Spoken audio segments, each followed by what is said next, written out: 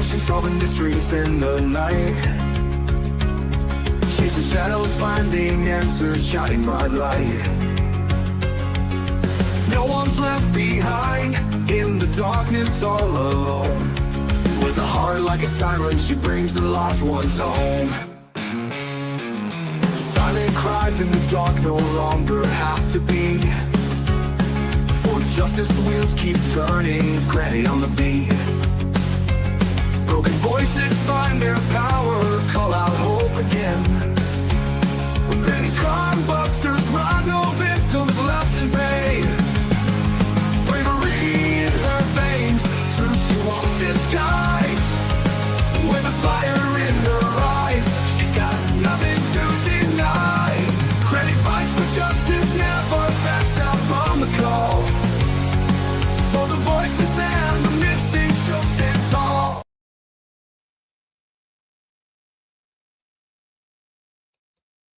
Hello, everybody. What's everybody doing tonight? We're all having a good evening so far. We still have some bad weather trying to hang over us, but made it through. There were some tornado touchdowns in Wisconsin, but not right close to me, thank goodness. All right, well, so we'll start with our spotlight on the missing first and foremost. So our first one is a young man named Caden Dees. I don't know how you say that. Caden's been missing since April 22nd, 2025. Not quite a month, guys, from Nashville, Tennessee. He's 17 years old, 6 feet tall, 139 pounds, brown hair, brown eyes. If anybody knows anything about where Caden might be or his disappearance, please call 911, the Nashville Police Department, or 1-800-TBI-FIND. Next one is Elijah Malone. Elijah's been missing since January 1st of this year, guys. So 5 months, going on 6. He was last seen in Jackson, Tennessee. He's 17 years old, 5 feet 5 inches tall, 204 pounds, brown hair, and brown eyes. Anybody knows where Elijah is or anything about his disappearance, please call 911, the Jackson Police Department, or 1-800-TBI-FIND. We need to bring home our missing children, guys, big time. Hello, Brenda Joe, Ginger Girl, good to see you both. Chemistry Queen, hello. And as always, I try to give any updates if there are any. I'm going to share my screen. Because At Night did share out a message about 18 hours ago. So At Night, an arm of One World Society Corp., is renewing its call for public assistance in its effort related to locating Sebastian Wayne Drake Rogers, 16, who vanished February 25th, 2024 at the age of 15. This case remains actively under investigation, and tipsters are urged to contact law enforcement with any actionable firsthand knowledge. If seen, dial 911. Sebastian remains the focus of a relentless national search effort. Despite attempts to derail and intimidate those seeking the truth, we remain steadfast in our mission to uncover what happened and bring Sebastian home. To every parent lying awake at night, your heart heavy with worry, your prayers echoing for a child not home, America sees you. To every volunteer pouring sweat and soul into flyers, posts, or moments of quiet faith, your tireless spirit is the heartbeat of this nation. To every person across this land, from small towns to big cities, battling fear and clinging to hope as you follow Sebastian's story, know this: we are with you. We stand as one, and we will not rest. At the heart of our mission burns a promise as enduring as the American spirit: to protect, to defend, and to fight for those who give everything to bring Sebastian Wayne Drake Rogers home to Tennessee. You are not alone. Every step you take, every shared post, every whispered prayer, every tear shed in the quiet of the night lights the path forward. Oh, whoever writes these makes me cry. Goodness sakes. In the face of those who seek to distract, disrupt, or dim our resolve, we stand taller, united under the stars and stripes, our focus unbreakable, our purpose clear: to uncover the truth and bring Sebastian back to his family. We carry this endeavor forward unitedly for Sebastian. We will remain steadfast in our resolve. Thank you for your unwavering support and vigilance. Together we will ensure justice for Sebastian Rogers. And again, then it gives all the information, Sumner County, TBI, FBI, Doug the Bounty Hunter, and at night. All tips will be handled with the utmost confidentiality. Your input, no matter how small it may seem, could play a key role in understanding the events surrounding Sebastian's disappearance. At Night remains fully committed to gathering helpful information to support the efforts to locate Sebastian Wayne Drake Rogers. Your vigilance and cooperation are critical as we work toward finding answers. Together, we will make a difference. And this is kind of an older reward, but it's 500,000 now. There we go. Pictures of Sebastian. Young man we need to bring home, right? Hello, Melissa. Good to see you. Noni, good to see you. Green Girl. Oh, I'm glad to hear you're safe. That's good. You're in Wisconsin too. That's awesome. All right. So, guys, what this says to me is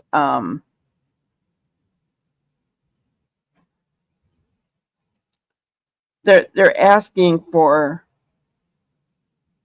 a renewing call for public assistance in its efforts. So does that mean that things have kind of gone cold in the investigation and then they're asking for new tips, you know what I'm saying? It's kind of disheartening, right?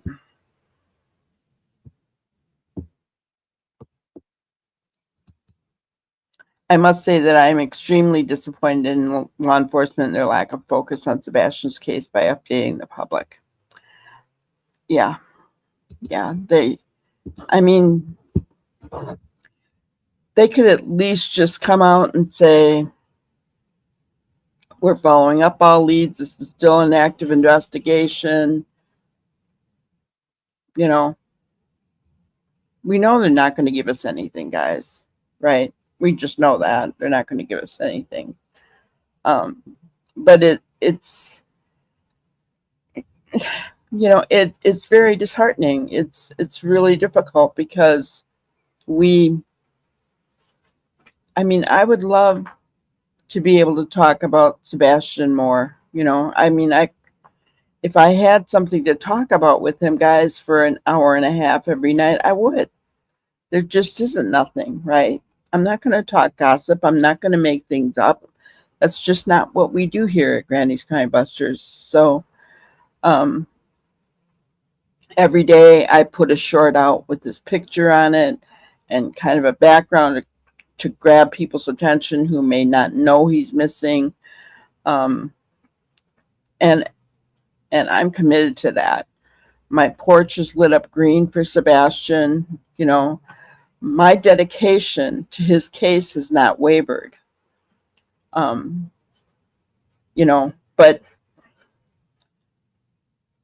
and I heard that hello, Pam, good to see you. I heard that Seth is worried, because people aren't talking about him, and I get that. But I don't know what he wants us to talk about. There's nothing. I'm not going to make things up, right? I'm just not. By this point, we all know the actual facts of the case, right? We also know a lot of rumor and gossip and innuendo, things that I really don't even want to know. um,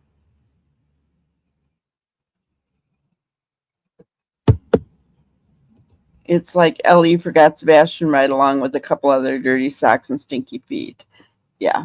Um, and I heard, oh, someone say, I wish I could remember who it was, recently, like within the last month, that they have seen many cases where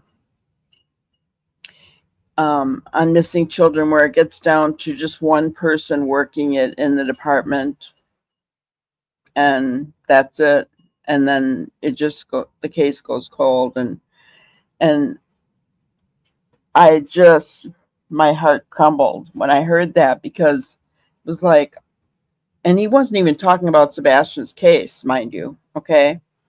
But we know that there's only Carter working on it in the Sumner County Sheriff's Office, right?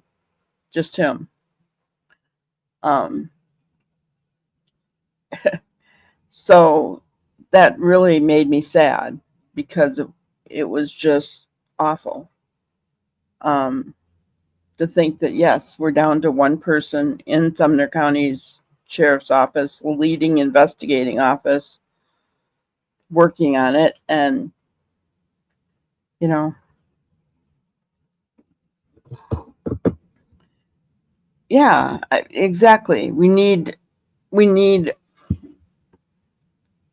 a way to go, right? We need a direction. We need something to talk about. I'm more than happy to talk about Sebastian every day, guys. I will. But this next video that I'm going to show you is really about Jack and Lily. And this is one of the reasons why I kind of have backed off from, I don't know if you guys were able to hear that. Somebody went by with a loud loud engine or something. I don't know. That was weird. Normally when I don't have my hearing aid in, I can't hear that kind of stuff. That was really loud. Oh, so anyway, I want to play this next video, and it's going to give you kind of an idea of what has been happening in social media, and we've seen it. We have seen it. And we'll talk about it after I play it. All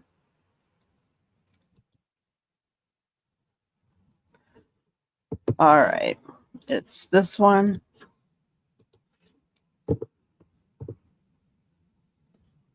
Three-year-old Dylan Ealer's disappearance in 2020 instantly sparked despair and concern amongst the public, as many took to social media to speculate on what could have happened to the boy who had seemingly vanished mere seconds of being left alone in his grandmother's yard. But online theories quickly spiraled into unproven information, some users going as far as accusing his parents of killing their child. Ealer's parents have never been charged in their son's disappearance and filed a civil case against two Facebook users that ended in a court settlement. But 5 years later, as another missing children's case rocks the province, widespread speculation has returned. Similar to what we dealt with on the Ealer case, there are a lot of online rumors that I'm noticing online, and a lot of accusations against the parents.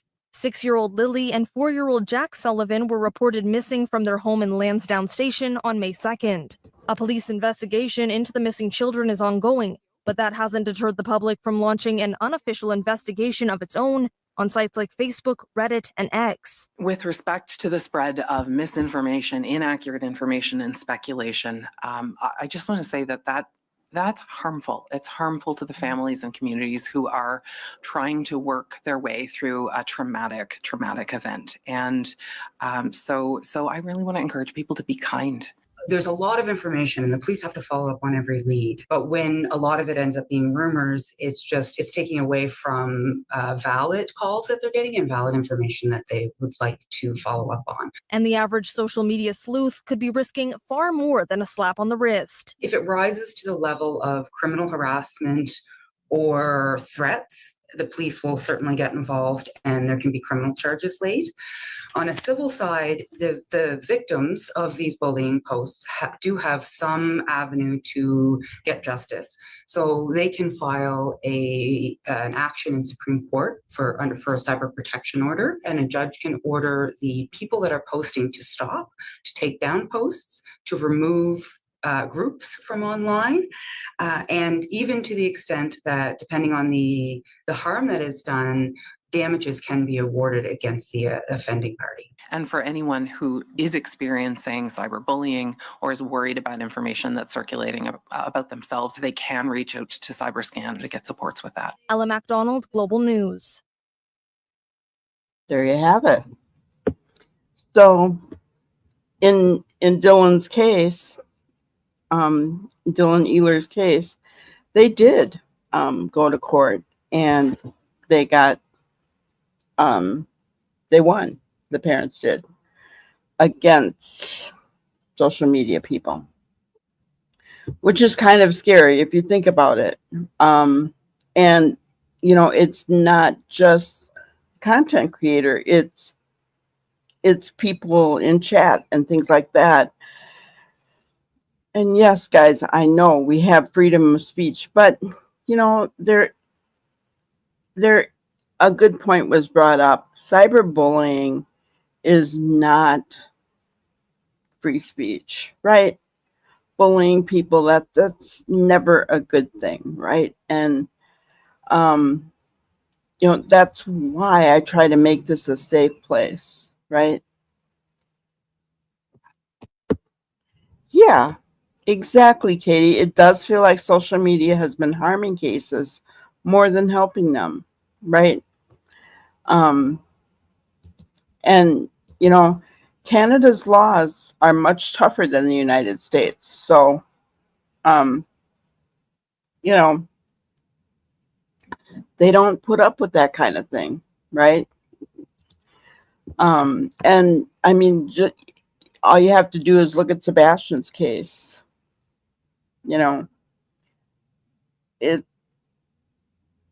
It's gotten really bad, right? And no matter how we feel about anyone, bullying is never okay. And I will say this, it's not okay for them to bully anybody else either for their opinions. Because that's been done too. We know that, right? So, there comes a point where think about like the national news, right? You don't see Nancy Grace talking about Sebastian every single day. You don't see News Nation talking about Sebastian every single day. You don't see Jen Coffindaffer talking about Sebastian every single day.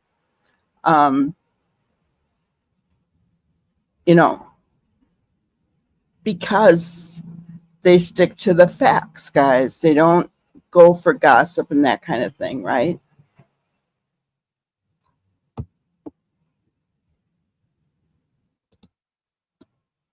It is people calling in things they see posted online as tips when they are just slander and lies. We don't have freedom of speech in Canada.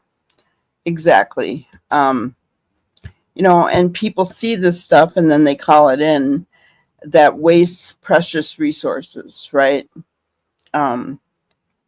So, in my opinion, what needs to happen is anyone sees anything, they are the ones that need to get that to law enforcement. right? And if they do post it online, personally, I wouldn't unless law enforcement said I could, right? But if they do post it online, they need to put a disclaimer at the top. This already has been, given to law enforcement. Please do not submit again to law enforcement or, because it does no good. It's wasting resources to continue to, report the same thing over and over by a million people, right?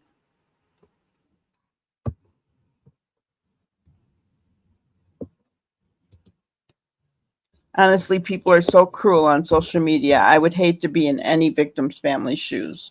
I also think they don't need to hop on YouTube constantly either, in my opinion. I agree. I don't, I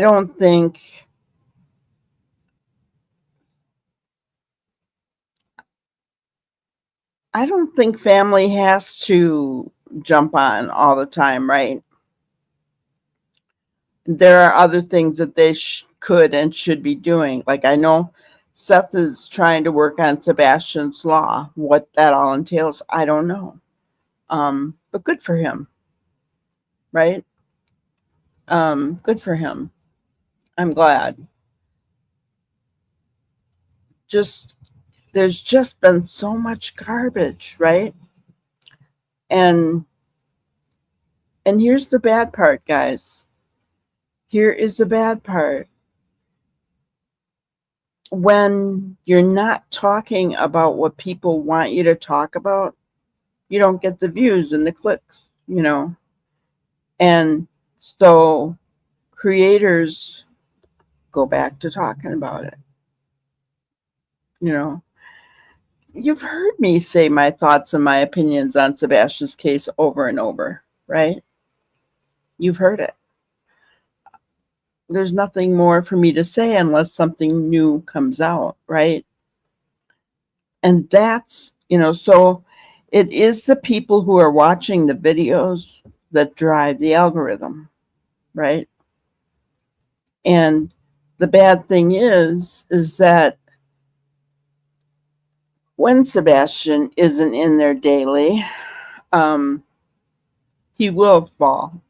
But a way that can prevent that is like me doing my shorts every day using Sebastian's hashtags, right? Because that will keep him in there, So if every creator did that, shared a picture or even the reward flyer of Sebastian every single day, he will still remain in the algorithm and he won't get forgotten and other people will see him. So that is something that we can do. Even in chat, if you have Facebook or X or Instagram, whatever, right?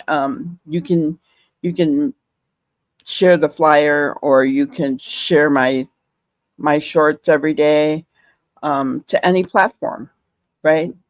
And that keeps his name out there.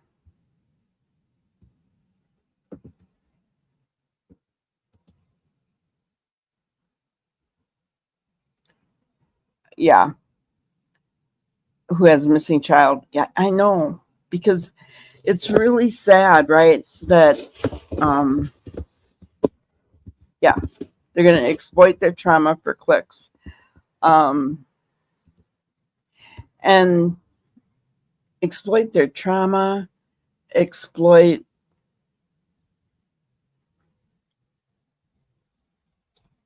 their thoughts about the parents. And, I've been guilty of that too. And we've seen things that we haven't liked. And we've talked about all those things. And it's made me take a deep breath and go, wait a minute. Right? Um, what, when is it right? When is it wrong? We all have our own attitudes in Sebastian's case, right? We all have our own attitudes in Jack and Lily's case. And in other cases, Summer Wells, and on, right?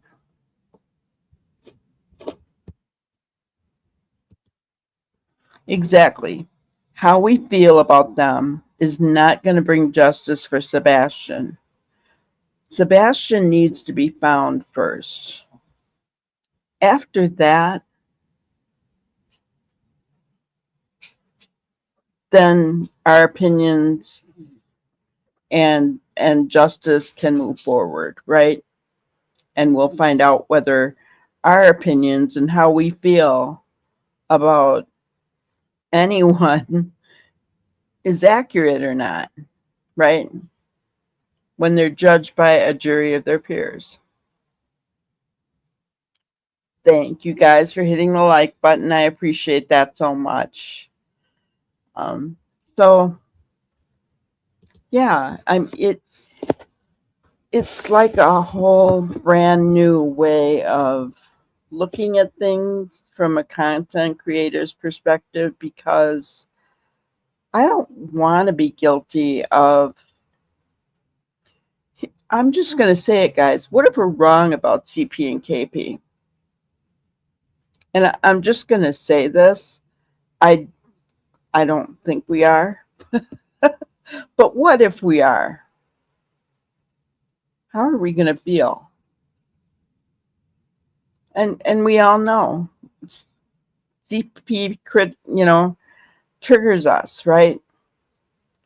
But what if that's all that he does is just his anger and his, I'm just saying, right? We don't know. Hello, Queen. Good to see you. Yes, Pam, we need to imprint Sebastian's face in our minds. We need to be watching for him, right? Not thinking of him in the ground somewhere. Because if we're thinking of him in the ground somewhere, we're not going to be looking for him actively when we're out and about. Thank you, Noni. I appreciate that. I know it's unlikely, but I still hold out hope Sebastian is just pulling an Alicia Navarro. Yeah, well, that it would be nice if he was, but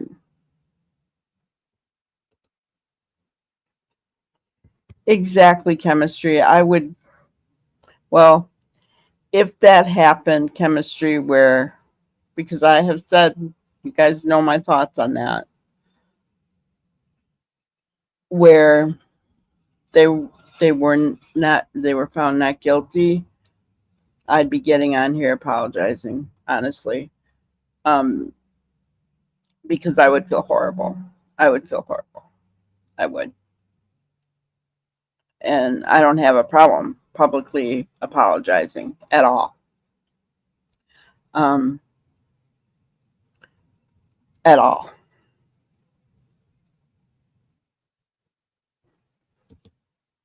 Even if they did nothing, I still don't like them. Exactly. We can make the choice not to like them. Yeah, I mean, I've said it over and over again. There's no way I would ever be attracted to someone like CP. And he does trigger me with his anger and his outbursts and the way he talks to people. That triggers me. So I would never like him, ever. But that,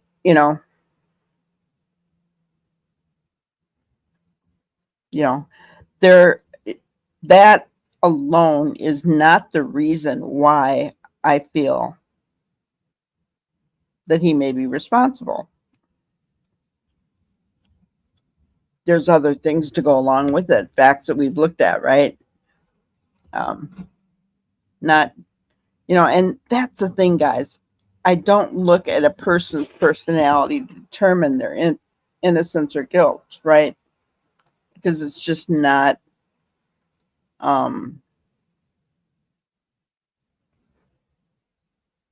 it's not relevant. What's relevant is the facts in the case.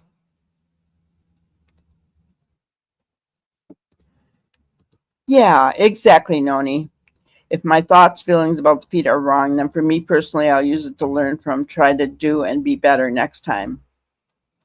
And that's something that I have thought about when I started in with this new case, Jack and Lily Sullivan, trying to give the benefit of the doubt no matter what, right?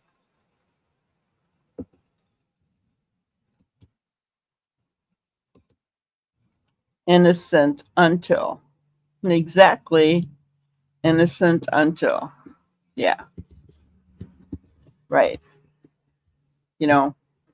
And guys, I guess my stand on that side of the family right now, as of today, May 16th, 5:31 p.m. Central Time, is that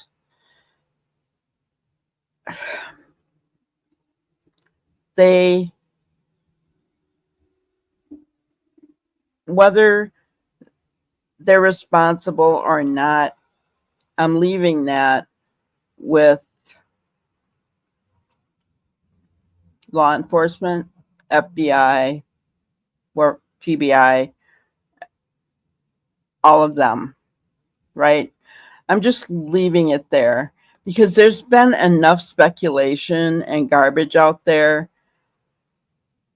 It doesn't need to be harped on anymore. We all know how we feel. We've all looked at the facts of the case. And until Sebastian's home, we're not going to know what happened. Or until charges are laid down, we're not going to know anything. So, in my opinion, I'm leaving it there now.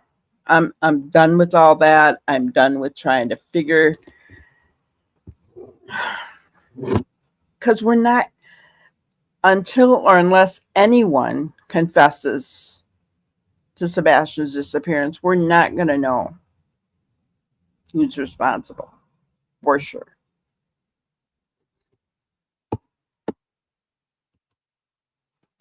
A lot of us are guilty of holding CB's personality against the case. Yeah. I agree. I agree. I think we have, because he's rubbed us the wrong way. He's gone on and he's, right? He's been a jerk, right? He's gone on, he's been a jerk, and he's rubbed us all the wrong way. I get that. The thing that I look at, though, is if the 5 CPS cases.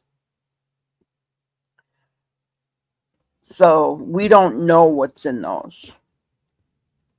But in my opinion, CPS reports are never good, right? They're just never good.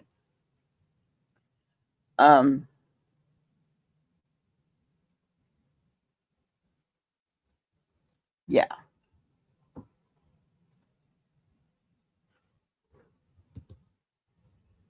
I just feel like it's so focused on the parents. I want more information about Sebastian, not his parents. Yeah. Well, and that's the thing, is that's why we all go to Seth's lives, right? Because he shares that with us. He lets us know what Sebastian is like, right? So that's why we go there. We've heard so many inconsistencies in the other side that it's hard for us to believe them, right? And so I think just hearing it from Seth and hearing what Sebastian's like is always a good thing.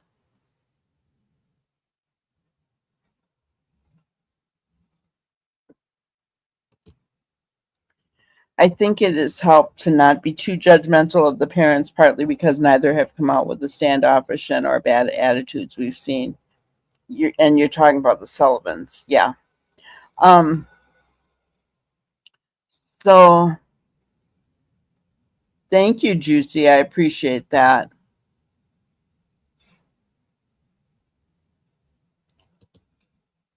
I have been changed by the knowledge of the CPS reports and that they were hidden from Seth. I agree.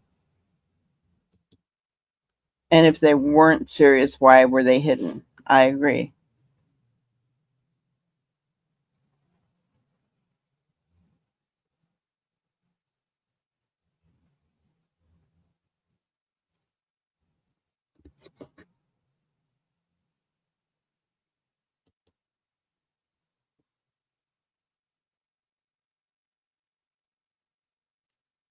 Well,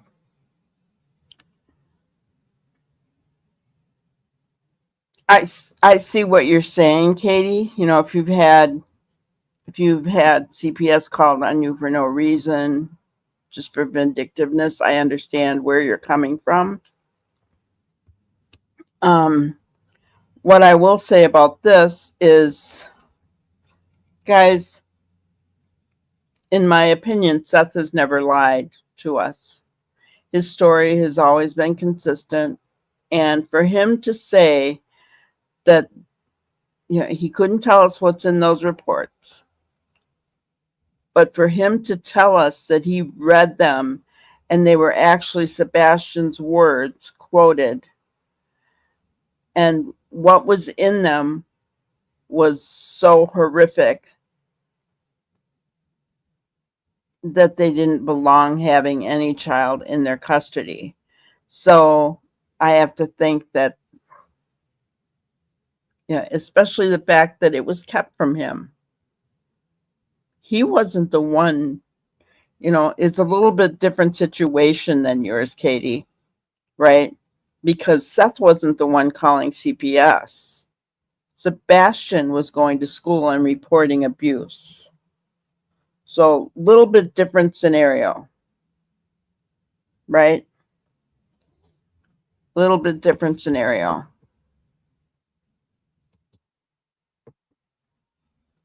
So, but I guess we found a little bit of something to talk about in the Sebastian Rogers case. So I do have a news report that we can listen to. And it is a news report today. So let's go ahead and make sure you guys are seeing this. All right.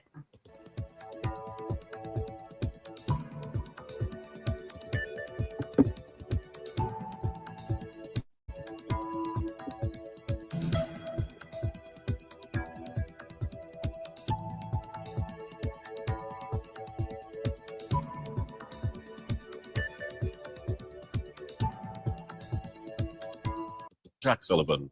It comes 2 weeks after the siblings vanished without a trace in the rural Pictou town. They are thought to have wandered away while their parents were in bed. CBC's Brett Ruskin is in Lansdowne Station with the latest on the efforts to find the siblings. 2 weeks as of today that these children have been missing here. 6-year-old Lilly Sullivan, her 4-year-old brother Jack, disappeared from their family home. Police say that they may have wandered off into the woods, into these thick, dense woods behind me here. Inhospitable conditions. There are thousands of trees down from a hurricane a few years back. There are thick clouds of bugs in the air. There's ticks in the woods and on the ground. You take a couple of steps off the pathway, off the roadway, and your pant legs are full of ticks. So not great conditions for missing children, not great conditions for the search efforts that have been going on, that were going on for the first 6 days of this search, with more than 160 search and rescue volunteers in these woods, dogs as well, helicopters rumbling through the air. You had drones day and night searching overhead as well for any sign of these missing children, but there has been no evidence, no clues as to what may have happened to them. Now, this search has garnered international attention from experts and amateurs alike, trying to determine what may have happened to these kids and offering opinions and rumors about what may have happened. We heard from a professor of criminology at the University of Louisiana talking about a search like this and some of the difficulties that investigators and searchers might encounter. I think it puts us kind of back in time regarding risk. These cell phones that we carry around, we think keep us a lot safer. We can track them, and now we don't sort of have that here. We also don't have that close connection of immediate people who can go out and hurry up and scan this small area, right? It's rural. There's lots of areas to search. There's not the go-to town center sort of thing where we can convene. So really, the environment created, I think, a lot of disadvantage for this case. So again, difficult conditions for the search, for any kind of efforts to find these children. The police say that even though the search has been scaled back after those first initial 6 days, the investigation is still very much underway and very much in progress. More than 180 tips have come in from members of the general public. They are investigating each one of those tips. They're also conducting more than 35 different interviews with people who may have been close to the children, family members, friends, neighbors, members of the public as well, who might have a connection, might know something about the disappearance of these children. Overall, though, the vacuum resulting from the lack of confirmed facts is being filled by speculation and rumors online, with, again, not many answers as to what may have happened to these two missing children. Brett Ruskin, CBC News, Lansdowne Station, Nova Scotia. The trial of the man accused of killing Pat Stay heard. Okay. So that was the one today. Yeah, I couldn't believe how we could see all those bugs flying around. It's like that in Wisconsin too, though.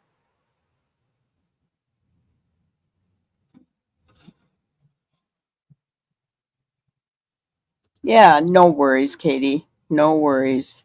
I understand why you would think the way you're thinking as well. Certainly there are those people who will call in a report out of vindictiveness. I get that.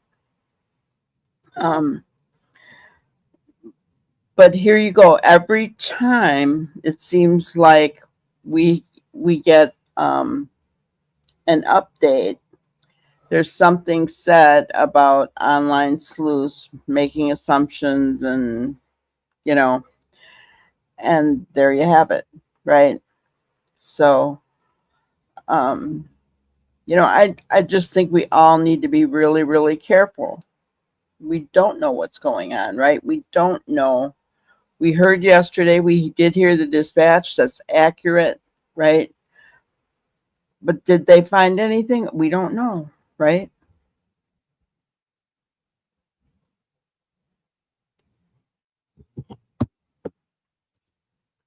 I think they could improve missing children investigations by including last seen by public and first reported missing.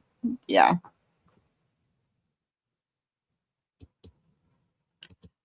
Exactly, Noni. It would be so nice if they could do kind of in this newscast, they didn't really tell us anything new, did they? But it would be nice if they would do that in Sebastian's case. But they haven't.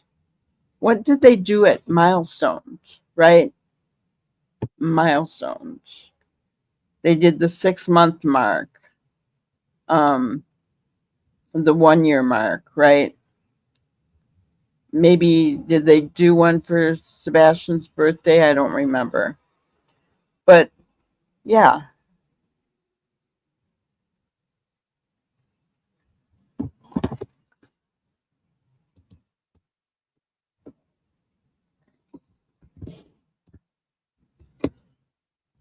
Yeah, including last seen by the public. I think that is, they did kind of do that in this case because they said the bus driver, and they interviewed the bus driver, right? That had last seen him. But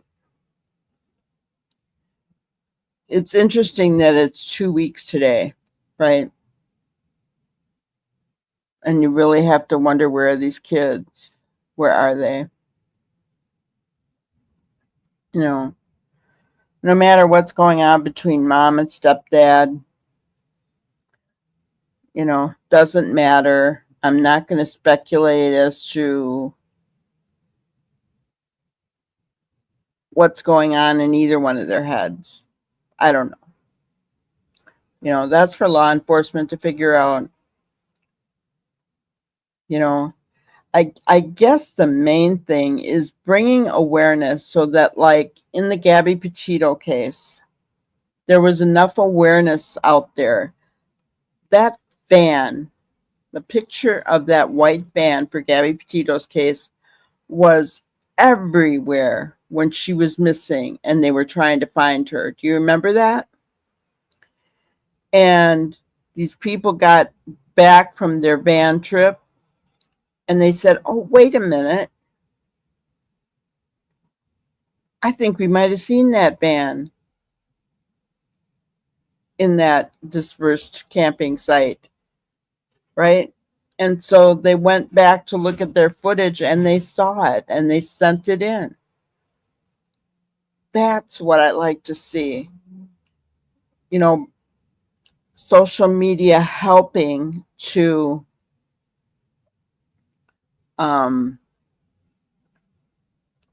bring awareness so that if somebody does see something, it helps.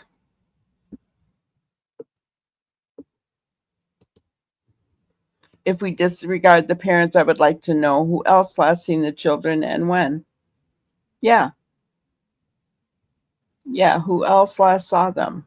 I mean, you've got a grandmother and uncle in the back, living in the back. Did they see them that day? I mean, nothing has ever been said, right?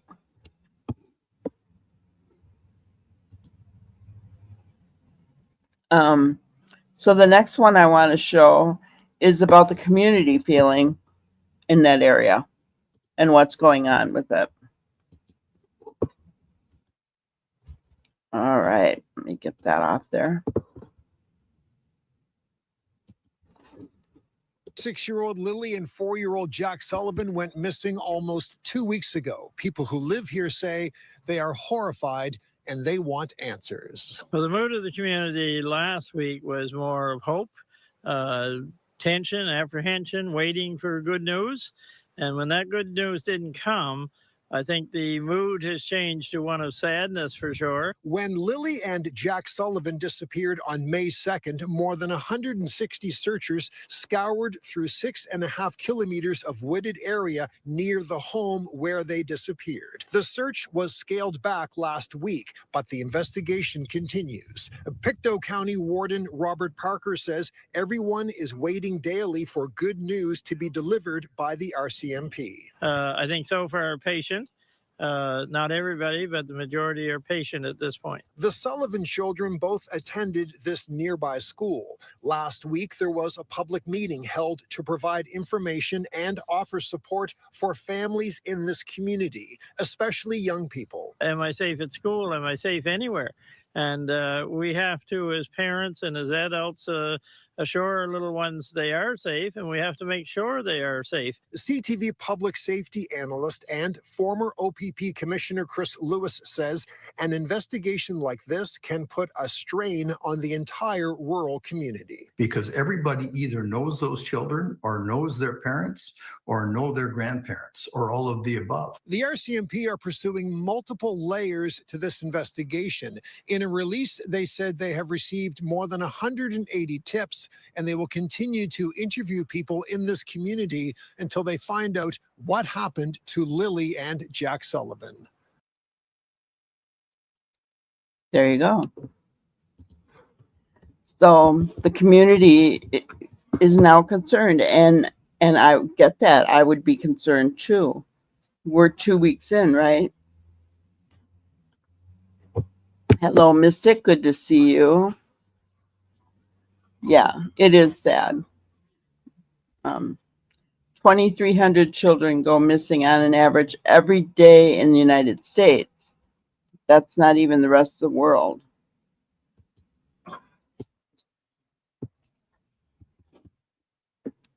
Right. And we heard from Maggie, who was a local, who said that the locals really aren't talking to the press. They're talking amongst themselves, but they're keeping things close to the vest, guys. So, you know, I understand that, because all anyone has to do is look what happened to the neighbors in Sebastian Rogers' neighborhood. I'd be concerned about talking about anything as well after that one, right? Guys, this kind of stuff should not be happening. It should not be happening at all. You know, it's wrong on so many levels for all this extra gossip and innuendo and speculation going on to add fuel to the fire to get clicks and views. That's wrong on so many levels. It really is. You know, as content creators, you know, I for one feel like we need to do better, right? We need to take the moralistic journalist approach, right? And to bring awareness.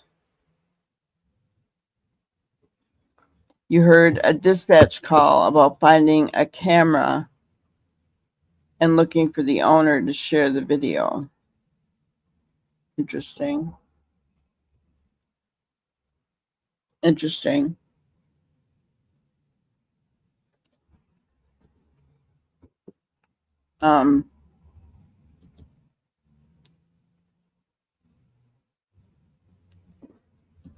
Yeah. The scent ending at the driveway makes me think an abduction is possible. Possibly playing too close to the road and someone snatched him up quickly. Perhaps even someone they knew. I mean, it could be a lot of things, right? We don't know.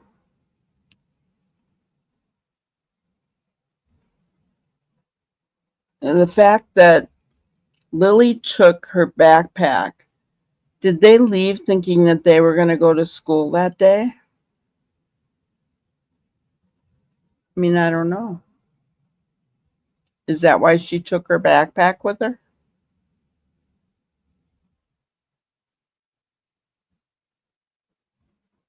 Or were they gone earlier in the week?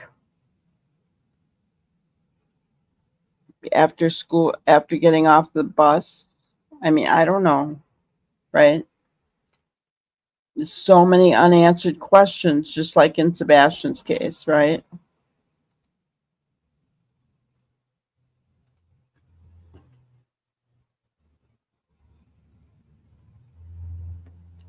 They're bringing in the helicopters to do another search this weekend.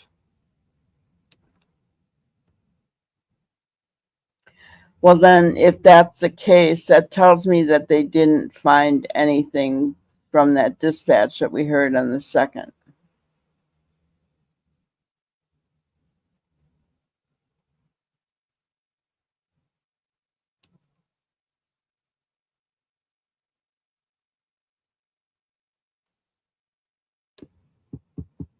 I mean, we just don't know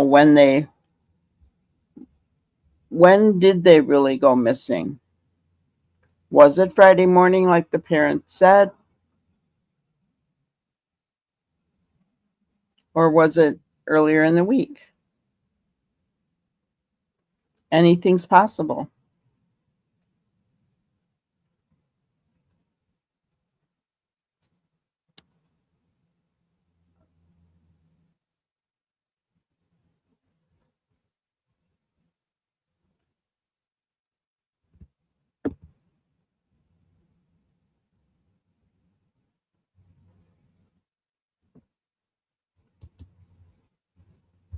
They found someone, but not the children. Could be.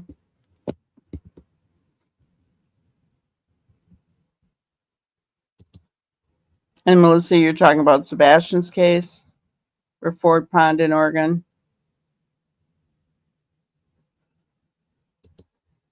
I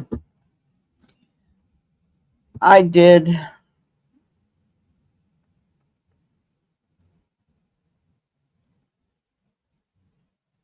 Have I heard anything about the Broadcastify anywhere else? There was another station. Let me see if I can.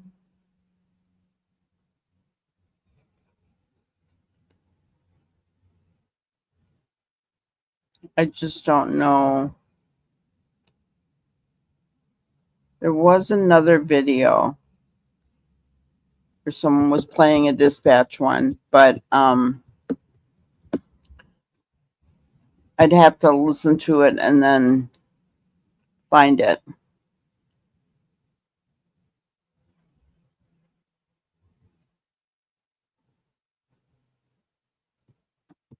Anyway, as far as the Ford Pond in Oregon, I think early on in Sebastian's case, when the Ford Pond first came up, I did do a video about that. So if you go to my playlist,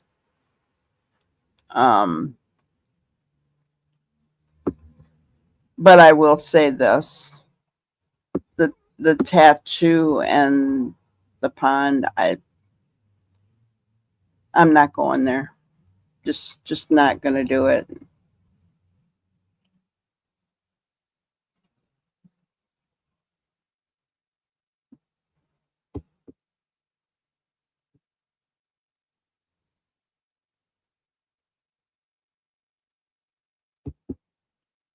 And you've been listening to very small Canadian YouTube channels? Yeah. Well, what I will say is those places that are talking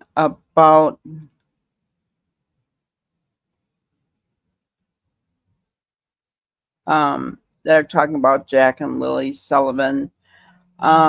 Basically, I'm watching more of the newscasts, that kind of thing, professionals.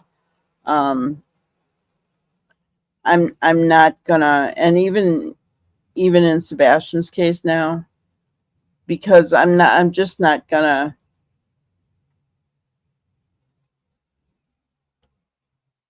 I don't want to be guilty of giving out misinformation, guys. So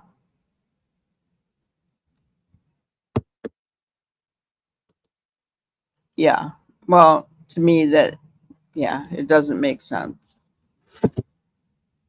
I mean, I think, and that's kind of what I've been talking about tonight. We need to really be careful what we're putting out there, right?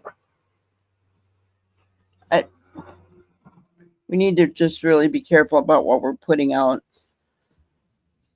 Somebody said something once to me a while back, years ago, that every word we speak is out there. Once it's said, once you have said it, it's out there, and it's capable of coming back to you in one way, shape, or form, right?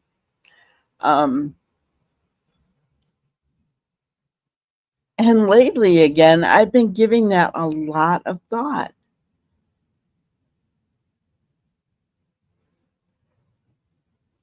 You know, words can harm people. Words can cause chaos and misinformation and untruths and gossip to move forward. Why? For clicks and views, you know. And don't get me wrong, you know, many creators have done this. Probably every creator out there, including me, right? We've all done this, but you know, I just feel like we need to do better. We need to do better. I only want to share facts. You know, I want to bring awareness to facts. And just like the Gabby Petito's ban, if I can share information or pictures that will help bring a missing child home, that's what I want to do. Absolutely, Ginger. Now we have AI listening to every single word we say. But you know what? There's somebody even more important than AI listening to every word we say. My opinion, that's the good Lord, right?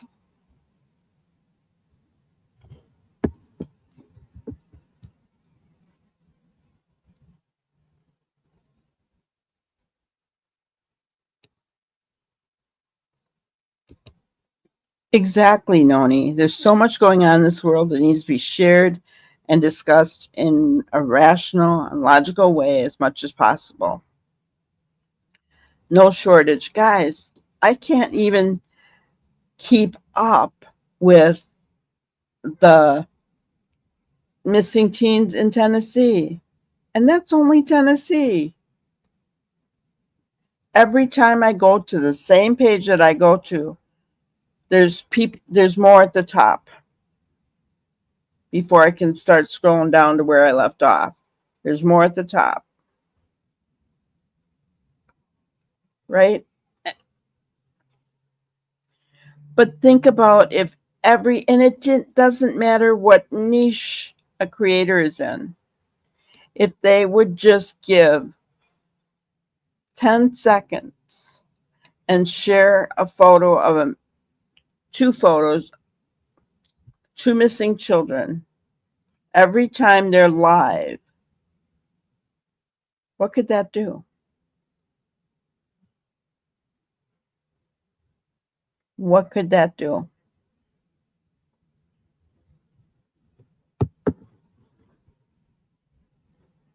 Exactly, Noni. I have to answer for what I say. We all do, right? Depending on, you know, who you believe in, right? We all have to answer, no matter what, for our words. It may be God, it may be law enforcement, it, you know, people in our lives, right? Doesn't matter. But our words do matter. What we say matters. What we say to each other, what we say to our children, to our spouses, to our loved ones, those matter. Oh, wouldn't it be nice to go back and redo some things, guys? I would love that. I would love that.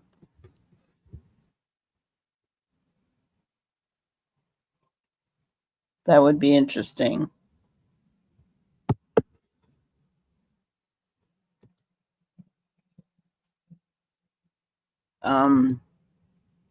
So I'm going to play a little part of one that I was watching, just because she had some really good pictures of the kids that I've never seen before. I'm not going to play the whole thing because it's 40 minutes long, but I did want to share some of it with you. Yeah, we reap what we sow, or yeah, karma, if that's what you believe in, right? All right.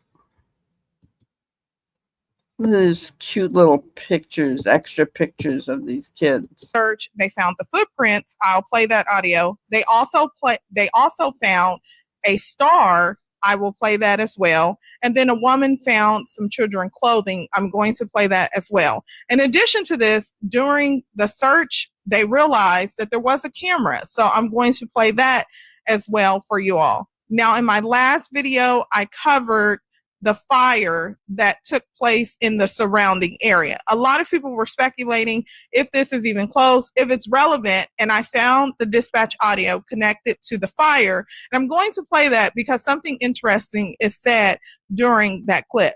I'm also going to cover some other posts, but before I get into anything new, I do want to give some background in case you're not familiar with it. Before 6-year-old Lilly Sullivan and 4-year-old Jack Sullivan tragically vanished on May the 2nd, 2025, their mother, Malaya Brooks Murray, and a man often referred to as their stepfather, Daniel Martell, have been in a relationship for 3 years. Now, at some point during the last 2 years, Malaya moved in with Daniel at his childhood home to be with him and to start a family. Malaya and Daniel appeared to be a very happy couple that was working on blending their family and making memories that would last. Malaya already had 2 children, Lilly and Jack Sullivan, and Daniel already had 2 children of his own. So we have heard that Daniel had 2 children. This is the first picture I've seen of them. The first picture of the baby as well. And then you have Lilly and Jack here. So he was allowed to see his kids, must have had visitation, something, because this was not that long ago, as far as I can tell. The couple was building their family and eventually had their now 1-year-old daughter, Meadow. Although Daniel is frequently referred to as the children's stepfather, it appears that him and Malaya presented themselves as common law married, even though they may not have officially tied the knot in court. Now, you may be wondering about Jack and Lilly Sullivan's biological father. I've talked about him before on my channel. That is the biological father of the 2 kids. Common law marriage, I don't know why they would call themselves that, because usually common law, you have to be together for 7 years, as far as what I'm aware, unless laws are different in Canada, and Ginger could tell us that.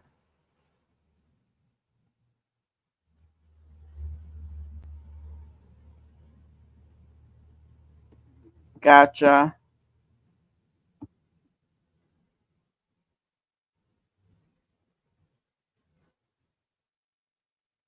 Well, I wonder where you got the picture of all of them together, though. And if you haven't done so, be sure to check out that video. But according to Malaya's family, he was not in the picture.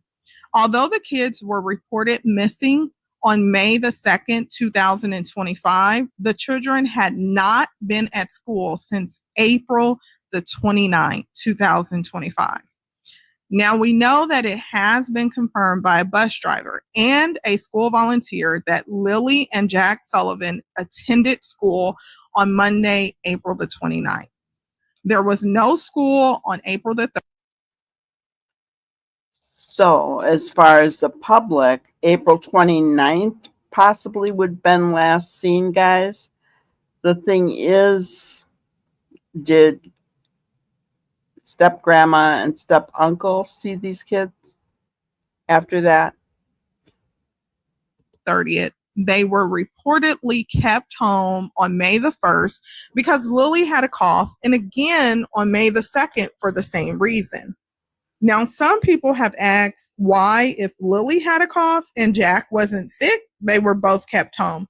That has not been answered. Here's what we know according to various reports and news interviews about the morning of May the 2nd, 2025, when Lilly and Jack Sullivan tragically vanished.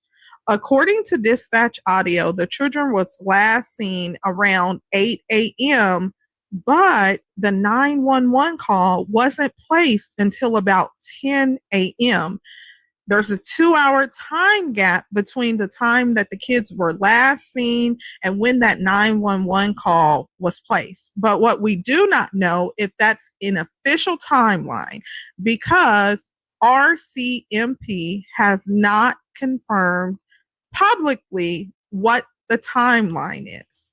Now, at the time that Malaya called 911 in a panic to report the children missing, Daniel said it took them about 20 minutes to realize the children were gone. He believes they may have slipped out quietly through a glass sliding door, telling the media that the sliding door is almost quiet. Daniel says he saw Lilly that morning when she came into their bedroom, and he heard Jack in the kitchen. Both adults reportedly told their children to quiet down so their baby sister Meadow could sleep. Now, Lilly reportedly came in the room, so Daniel was able to see her, but neither Daniel or Malaya saw Jack that morning and could not provide a description of the clothing, so they speculated on what they believe Daniel may have been wearing. However, according to a school volunteer who later shared details online, she also confirmed that Malaya only heard the children. She didn't physically see them that morning. It's also worth noting that Daniel's mother and brother live on the property. Now, Daniel's mother or brother has not publicly spoken, and it's unclear at this point if they saw the children that day. If the kids, when it's alleged to believe that the kids slipped through the sliding door, if they went over to their property, or if they saw them when they allegedly escaped from the sliding door to go outside to play. That has not publicly been confirmed by RCMP. And much of the case remains under tight wrap. Okay, before we get into the new updates, I want to go over this post. The significance of this post is that there's been a lot of speculation about what was said in the post. It was put out on May the 4th. I'm pretty sure this post has been widely circulated. Please pay attention to it. It says, I know these kiddos only from volunteering at their school, but with so much misinformation going around, it's important that we stick to facts and facts only. As easy as it is to come up with a million scenarios, we need to keep our focus and prayers on finding these lovely kiddos safe. Facts that we do know. Neither child has any confirmed diagnosis. They've been described as low verbal, as you cannot always make out what they are trying to verbalize. Now, a lot of people have said that this person indicated that they are very fluent in communication. What the person said on the post was that Lilly and Jack are low verbal. The significance here is just that there's been a lot of rumors going around about their level of communication.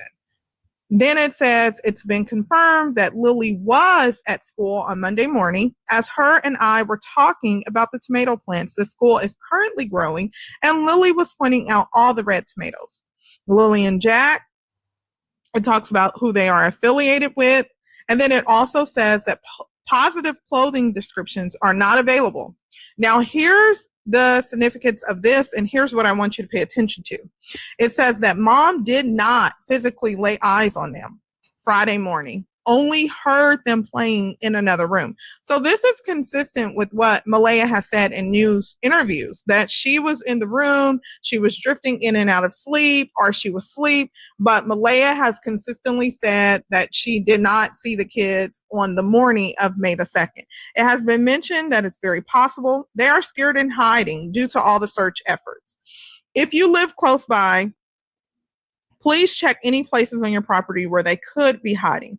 Jack loves dinosaurs and Lily loves princesses. If you happen to stumble upon either kiddo and need a topic of conversation. Lastly, you do not know who is reading your comments on social media and if they have any relationship to the children or family. Be mindful. There's enough speculation going around and none of it is helpful. So this was a post I wanted to share with you all before we get into the updates. Now, I also wanted to and I completely agree with that. So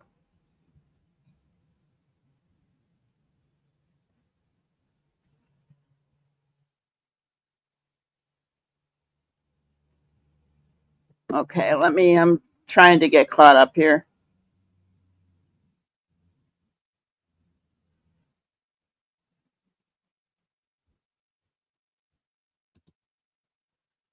I would like to know who saw them playing in the backyard. It wasn't Daniel and the mom. No.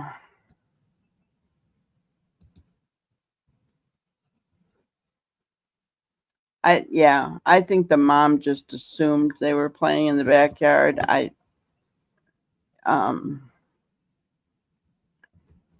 We have heard, like, from Deception Detective, that they like to add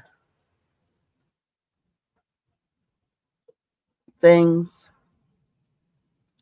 and it really felt like she did add some things, because how could she know they were playing in the backyard? You know? Yeah.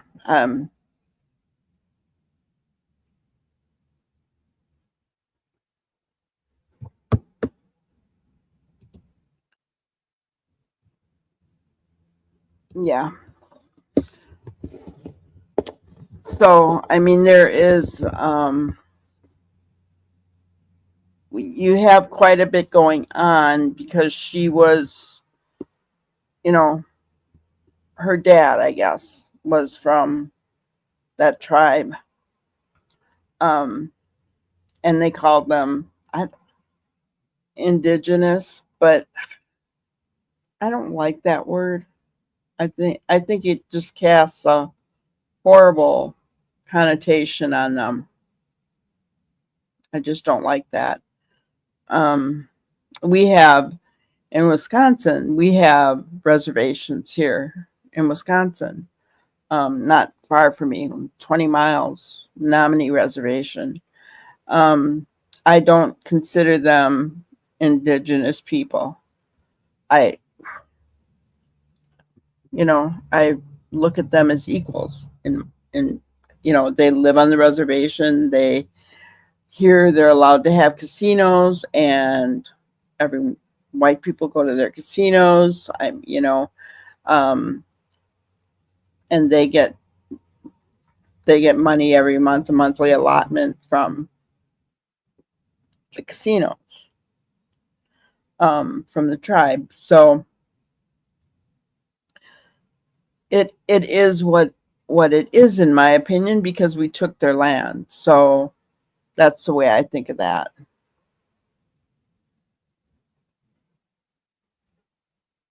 And this is a video where you heard the dispatch about the camera footage. Gotcha. Well, we're not going to have time tonight to go through this entire video, because we're only 9 minutes into it, and it's 40 minutes long.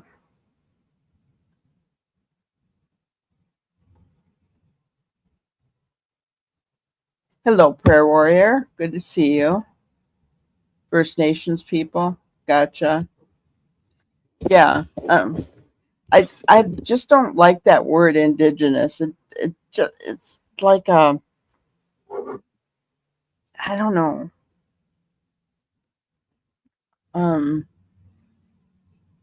a negative connotation I get from it. I don't know why. Well, we're happy to have you here in the bushes or out, prayer warrior.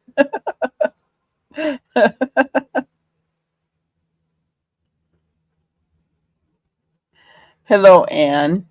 Good to see you.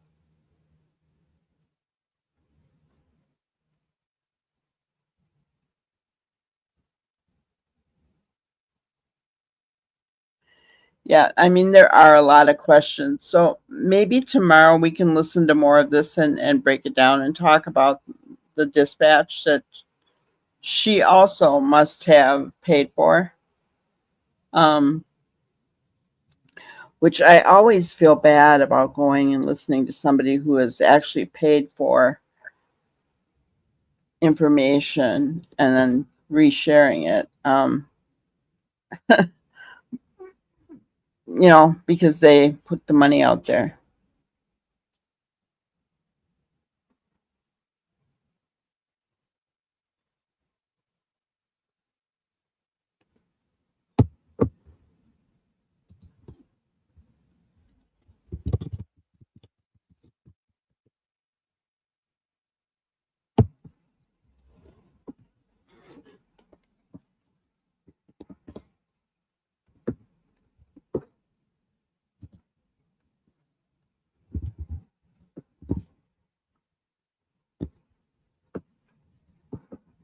And Ginger lives on lands that were owned by the Mohawk peoples. Gotcha.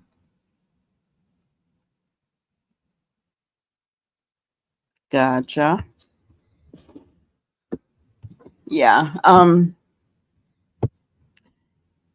It was kind of nice to see everyone did have questions about Daniel Martell's other children, right? And so we got to see pictures of them, with Lilly and Jack and Baby Meadow. So we did get to see them,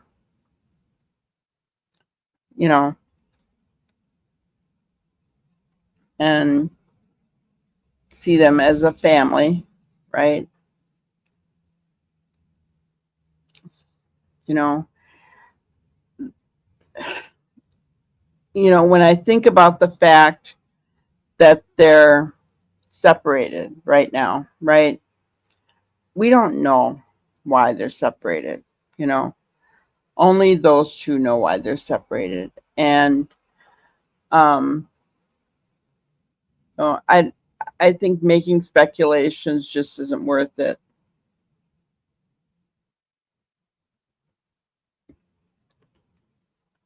So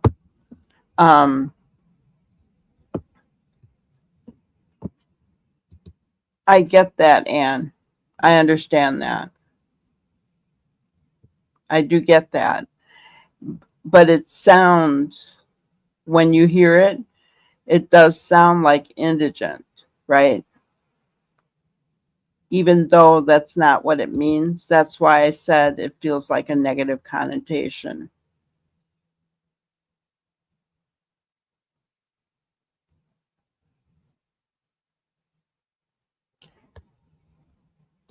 Yes, Dan did say she and her family blamed him. Yes.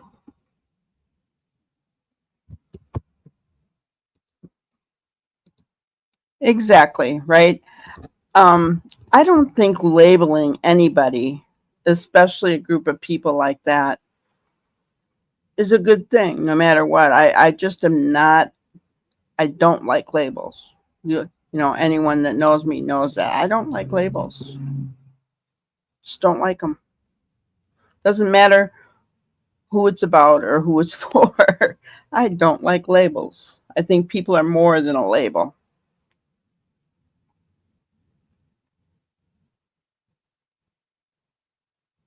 So, but yes, Dan did say she and her family blamed him. And so his mom, kind of kicked them off. He said that, right? But what is going on between the two of them, it's all going to come out in the end, right? When everything is said and done, or maybe it's not. We don't know. Um, but I don't think it does any good to speculate what's going on in their relationship, because that only leads to further complications and further problems. And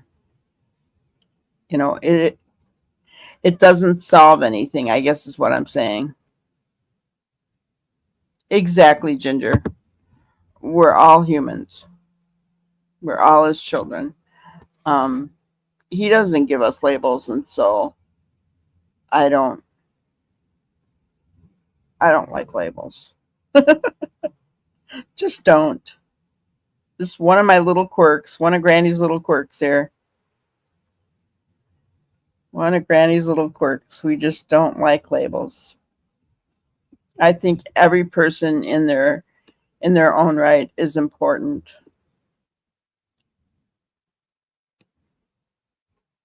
And especially these little children who are missing, right?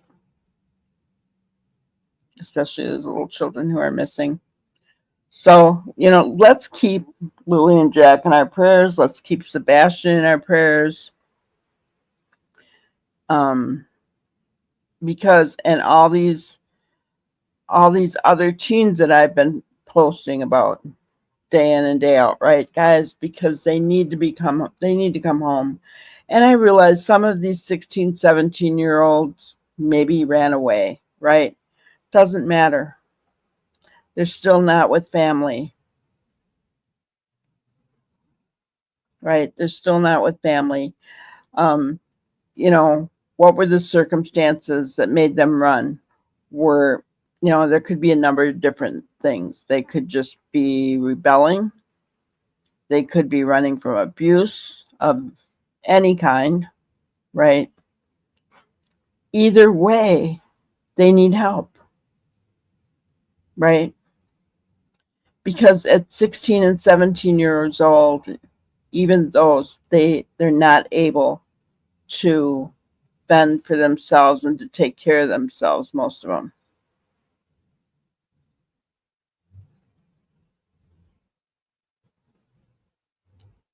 Yeah, some things speak loudly. For mom to end the relationship, delete all the photos of him, speaks of where her heart is right now. The thing you have to understand is she's going through a lot. Okay? If she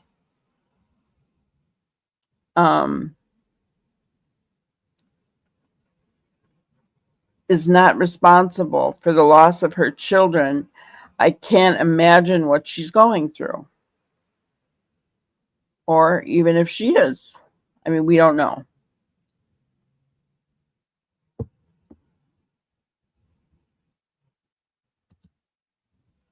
I can't imagine taking a nap expecting my significant others watching my children to wake up to them missing. Yeah.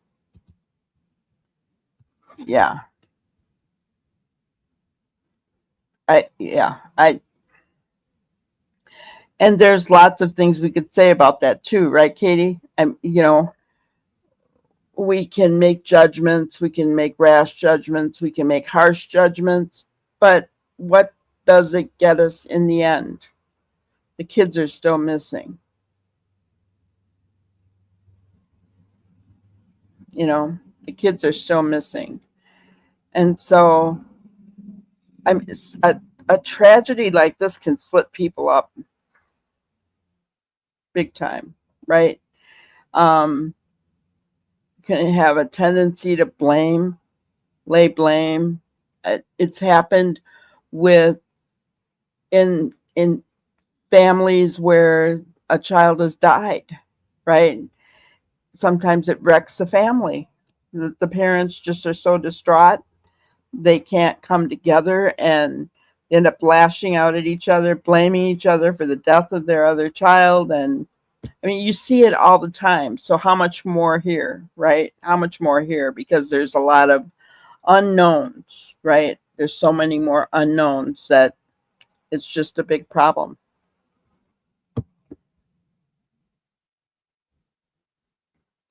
Yeah, the mom's allowed to be broken and upset.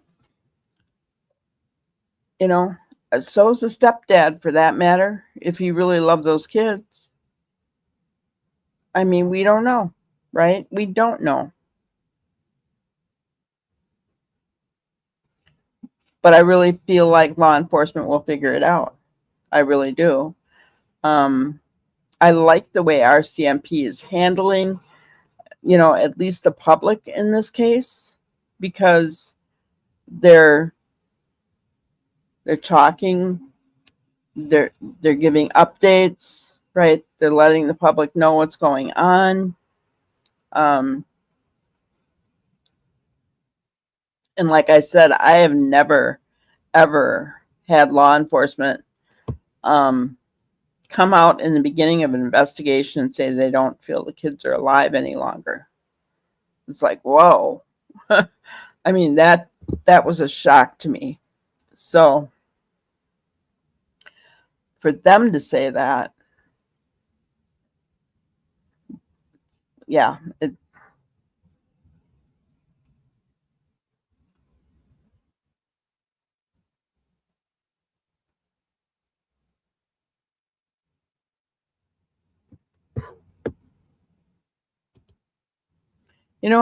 Ginger, time will tell. He seems to be overspeaking, overdoing, running through the woods, blurring the trails and the scents. I mean, we can find things on both sides probably. In fact, Mr. Yummy has already found things on both sides, right? That we could take a look at and we could focus on, but it doesn't help us find these kids, unfortunately. Whoever is responsible hid them well. That's what I gotta say. Because they combed those woods. So whoever is responsible for taking these children has really hid them well.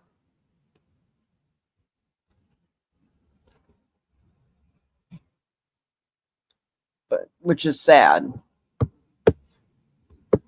Sad. But today's grannyism is every child deserves a shield in the battle of life.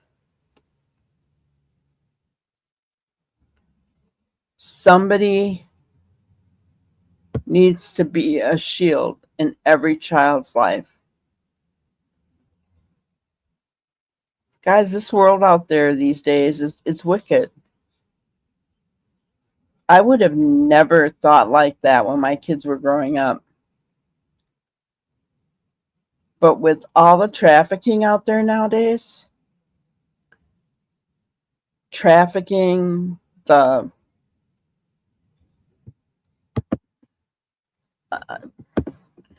did COVID-19 make people go nuts? I mean, I don't know, but it's just gotten bad.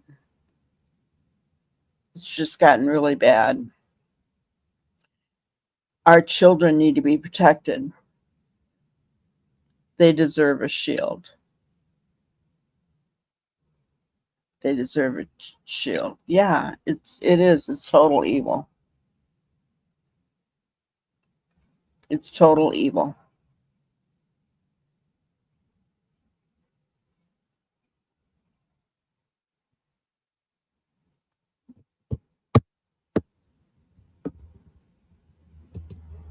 That's a good point, Katie. If your significant other thinks you killed your child, their child, you might want to do everything you can to prove to them you didn't.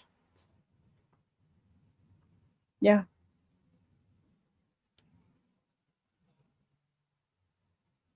To prove to them and everybody else, but then what happens? Do we have parents that are thinking more about how they're portrayed in the public than they are about the actual children? Because we've seen that happen. Have we not? We've seen that happen. But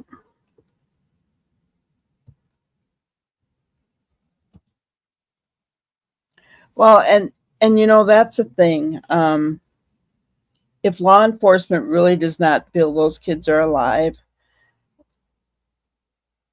then yes. I mean, they need to be begging for public volunteers, whatever they can do to be searching for these kids out in those woods if they feel they're not alive out there, right?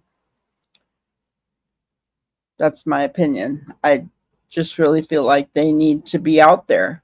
You know, I have said this in Sebastian's case that I feel it's futile for them to be out searching the woods for Sebastian a year later when there's no evidence that he's dead, right? That even law enforcement said there's no evidence to show that he's gone at all. Then why would you search the woods? I've said that time and time again. But in this case, law enforcement has said they don't believe these children are alive anymore. Well, then please go and search those woods. Continue searching. Get the public out there to help, right?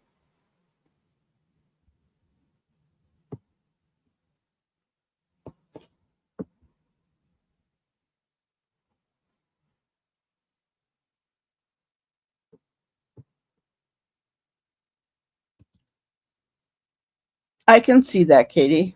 Yeah, it does affect everything, right? Um,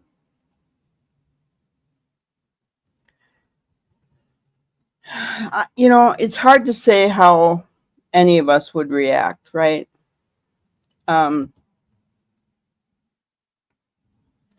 If he loved those kids, I think that he'll continue to be out there searching for those kids than concerned with his own reputation. Because if there's no evidence proving he's guilty of anything, that's not gonna,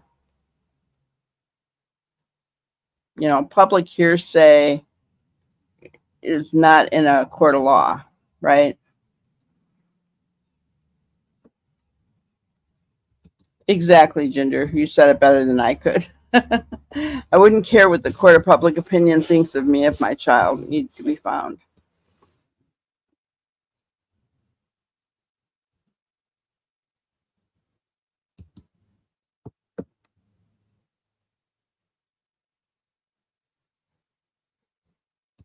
That's a good point. Mystic says, I wonder if they stopped for a couple of days to see if someone would move bodies into the woods where they were not when first searched. I mean, could be.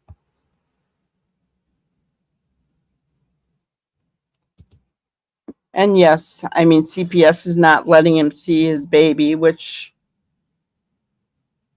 so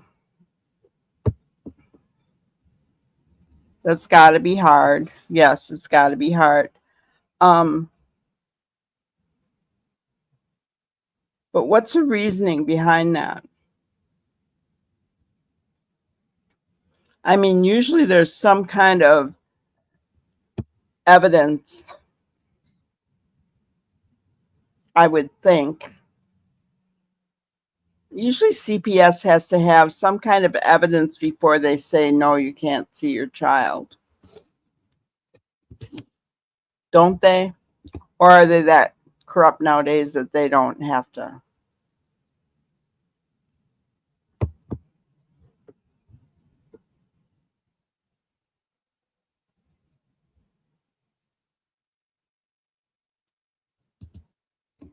Tony, you bring out a good point.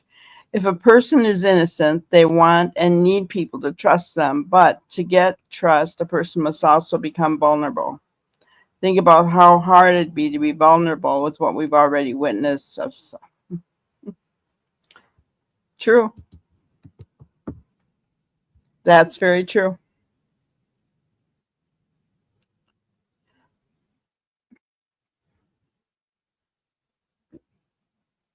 Usually, unless both parents can't see the baby till the case is solved. Could be. Here's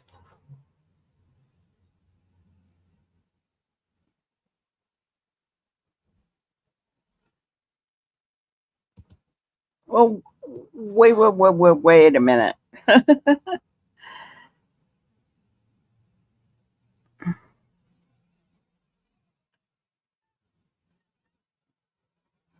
They were both sleeping in a room with Baby Meadow. So why are we saying the kids were in his care? In my opinion, guys, I'm just saying this, is that both are equally negligent, because when they heard those kids in the other room, if that is what happened, then they should have got their butts out of bed. Sorry, they should have got their butts out of bed. Shoulda, woulda, coulda. But let's not say they were in his care, because they were both there.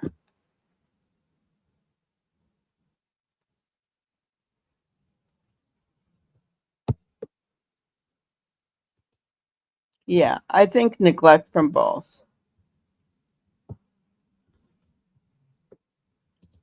In Canada, they have to have a court order from a judge to remove or prevent visitation and custody. So,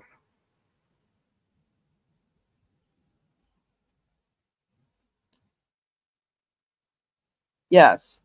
So that tells me that for them to say that he couldn't see him, there's some kind of,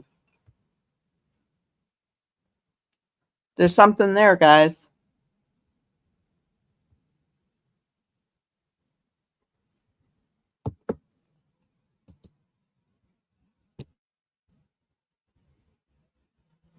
No, I don't know where you're getting that, Katie, because they were both in the room sleeping.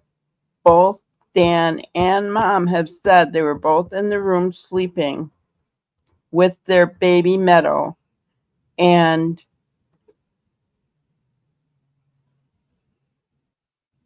then they woke up and Mom said, "Do you hear the kids?" And he said, "No." And they jumped up and went looking for them. That is the story from both of them. The only difference in the story is that Dan said he saw Lilly peek into their room and she was wearing pink. Mom did not see Lilly peek into the room. So they weren't in his care. They were in both their care.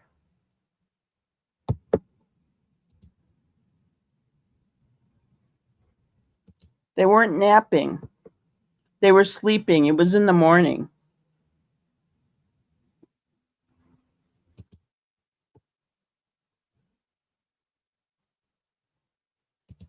That's very unclear, Mystic. They're not saying. So we don't know for sure if Mom has baby or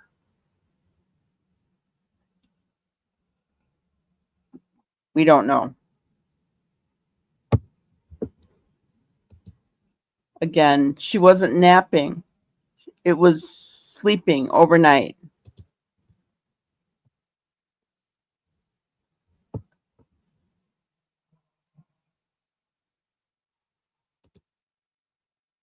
And Ginger says, I haven't seen any court documents about the child being removed from the mother's care. Yeah. And Katie, I only am setting you straight on that because we don't want misinformation out there. Mom wasn't napping.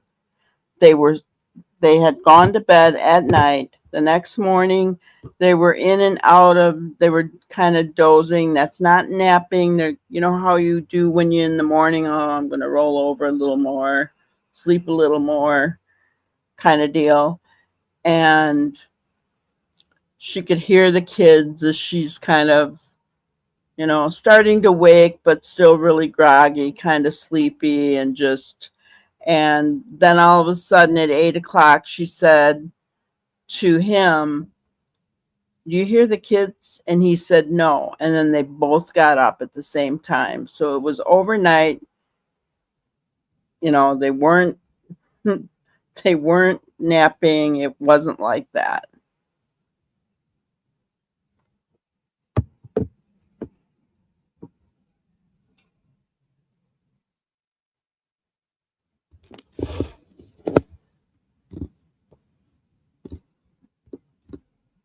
That's okay, Katie. I'm just trying to really set you straight. I don't ever want anyone to walk away from my chat with misinformation. Okay? Ever. Ever. So it's like anything else. If you're kind of just groggy and waking up in the morning, you open your eyes a minute. Said he saw Lily, rolled over, went back to sleep. Then at 8, she didn't hear the kids anymore. You know how you're groggy and you don't realize you can hear things. You hear the kids in the next room, right? And that's the only way I know how to explain it.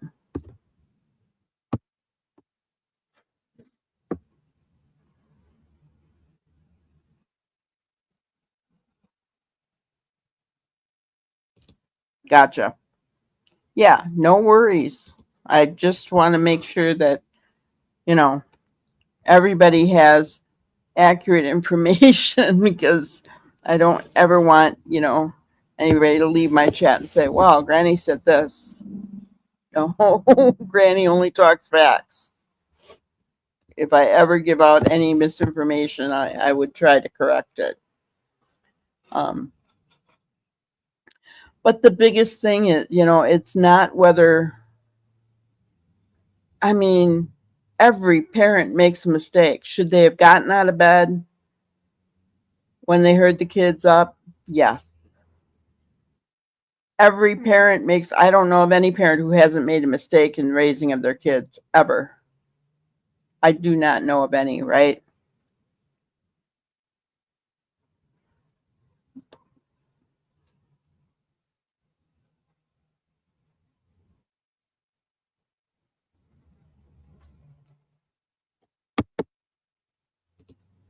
Very confused as to why Daniel doesn't have at least supervised visitation.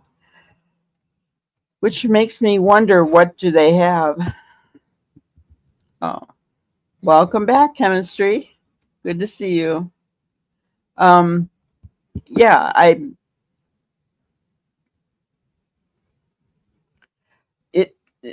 as far as Dan not having supervised visitation, we'd have to know the reason why they took it away to begin with. So that's not for us to know, I guess. So there's a reason for it, evidently. There's a reason. That's why I say every child deserves a shield in the battle of life. Right? Every child should be protected. Too many children are being hurt, abused, lost, whatever, right? And for the life of me, I just really feel like it needs to get better. Guys, I am so disheartened that Sebastian's case has not come to a close yet, that we don't have him home. 2 weeks going on for Jack and Lily. Summer Wells. It's horrific, guys. It's horrific. Our children need to be protected.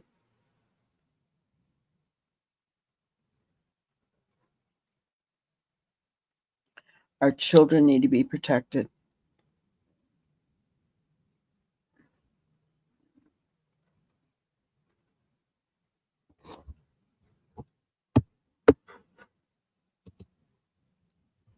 They found a trail cam, also 2 tops, a pink and blue one, also some clear footprints. Yeah.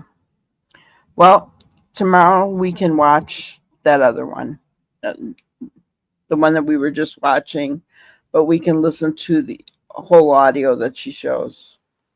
And they said the dogs picked up a scent. Got ya. Hello, just me.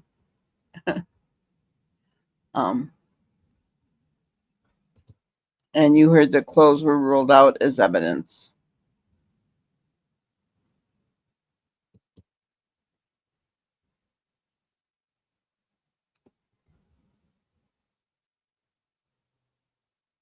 Well, we'll listen to this dispatch tomorrow to see what they have to say, guys. And anything else that comes in, whether it's Sebastian or Jack and Lily, that kind of thing.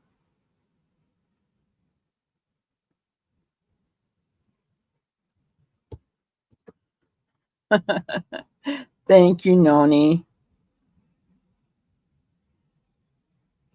Yeah. Well, yeah. Always want, whenever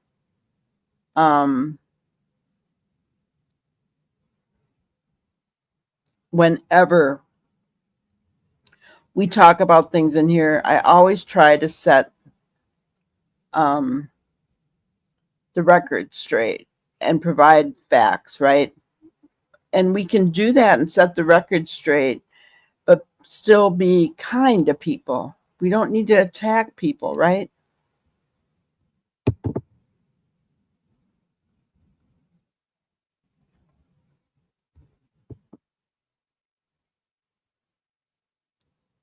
Hello, Polly's Cookies.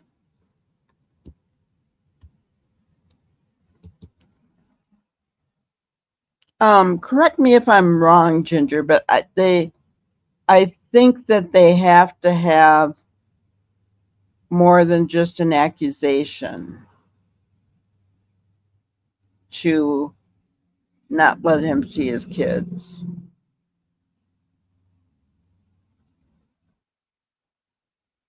Remember that Canada law is different than United States law.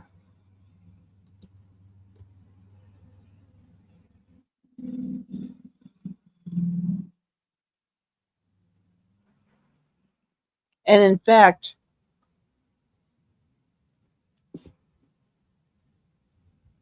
oh, wouldn't that be awesome? How could these kids survive out there, though? That's the question I have.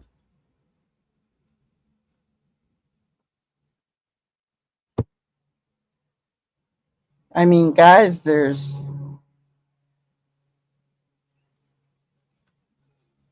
snakes and ugh. Yeah, I mean, I don't know. I don't know how these kids could survive out there for 2 weeks, 6 and 4. And here's the other thing. We're hearing now more that the terrain alone. Yeah. And we're hearing now more than we did in the beginning how these kids were nonverbal. So that if that's the case, these children should have been diagnosed. They've not been properly diagnosed with anything. But if they, at 6 years old and 4 years old, hello, K9, good to see you. I thought you weren't going to make it, hon. So 6 and 4, they should not be nonverbal. Something's wrong. Wouldn't a mother want to have their child diagnosed to find out why they're nonverbal at 6 and 4?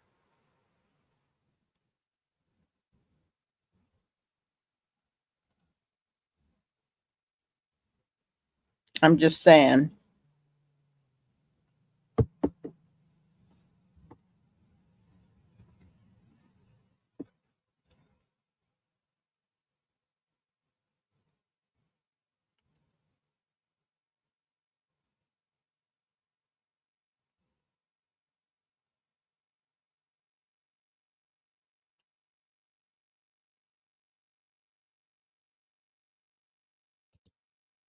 Amen. I'm right there with you, just me. If those kids are alive against all odds, that would be an incredible miracle. And that would be awesome. Oh, guys, after Sebastian and Summerwell's case, that would just be the incredible news that all of us want to hear, wouldn't it? That would be so incredible. I wouldn't even have words for that. Oh, there's a long waiting list for medical testing. Gotcha. I forget. You guys don't have the kind of care that we have here in the States.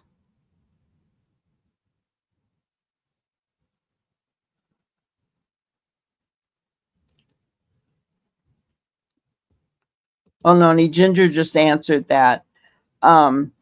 Canadians have government care, and there's long waiting lists.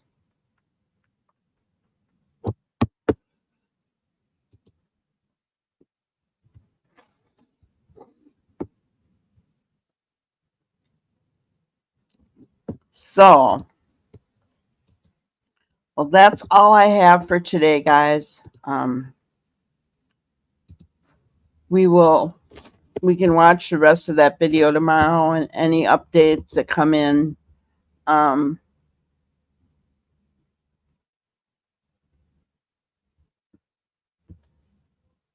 Same in the UK. Gotcha.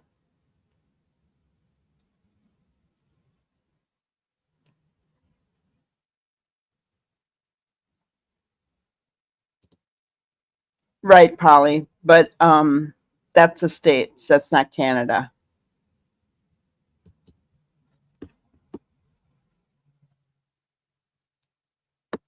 Yeah.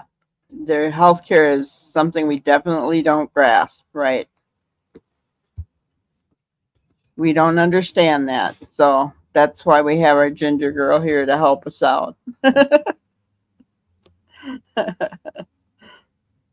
So, guys, I'm going to cut it short for tonight. We're going on 2 hours here. But we'll go over that video tomorrow with the dispatch and see what they had to say, right? So I hope every one of you, if you haven't hit the like button on your way in, please hit it on the way out. I would really appreciate it. Thank you so much for being in here. The conversation was awesome tonight, guys. I appreciate you so much. I thank you all because you're all so kind and respectful. That means a lot because that's the kind of family we're trying to build. So, hey, Katie, no reason to apologize, hon. You're okay. We'd rather have you get clarification. No worries. No worries. All right. Well, everybody have a great night, and we'll see you tomorrow night. Thank you for watching another episode of Granny's Crime Busters. We really appreciate each and every one of you. Don't forget to subscribe and like and even share the content. You can follow us on any of our other social media platforms at YouTube, Twitter, Instagram, Facebook, and TikTok. We really appreciate you guys, and you can also email us at granniescrimebusters@gmail.com. Thank you so much, and we will see you on the next one.